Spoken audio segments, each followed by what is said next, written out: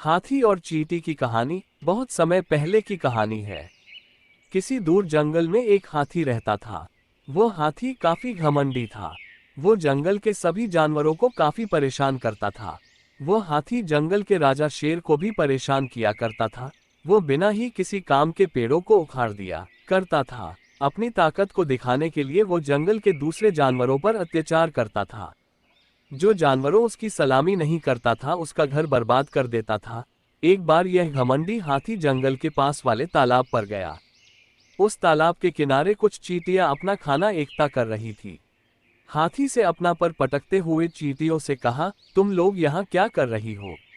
इस पर एक चींटी ने कहा, हम अपना खाना एकता कर रहे हैं ताकि वर्षा के मौसम में हम इस खाने को खा सके।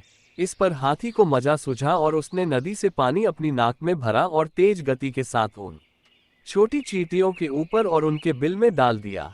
इस तरह से उन छोटी चींटियों का सारा मेहनत और भोजन खराब हो गया। ये देखकर हाथी जोर जोर से हंसने लगा। इस पर चींटियों को बहुत ही ज्यादा गुस्सा आ गया।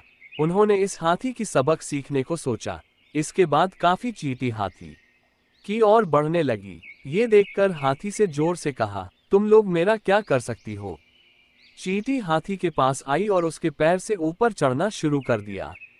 कुछ चींटी हाथी के कान में घुस गई तो कुछ चींटी हाथी के नाक में। इसके बाद वो चींटी काटना शुरू कर दी। अब हाथी का हाल बेहाल हो गया। वो काफी दर्द होने लगा और वो जोर जोर से रोने लगा। हाथी इतने तेज से रो रहा था कि जंगल के दूसरे जानवर भी उसके पास आ खड़े हुए। हाथी सबसे माफी मांग रहा था और चींटी से भी माफी मांग रहा था।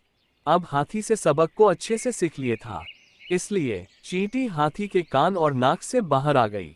इसके बाद हाथी ने जंगल के किसी भी जानवर को परेशान नहीं किया। तो ये थी यानी हाथी और चींटी की कहानी। ये कहानी काफी छोटी तो है, लेकिन इससे हम काफी कुछ सीखने को मिलता है। बड़े से बड़े घमंडी को छोटा से छोटा कारण भी बर्बाद कर सकता है। अगर आपको ये कहानी अच्छी लगी तो हमारे स्टोरी चुटकुले चैनल सब्सक्राइब नहीं किया, सब्सक्राइब लाइक शेयर जरूर करें।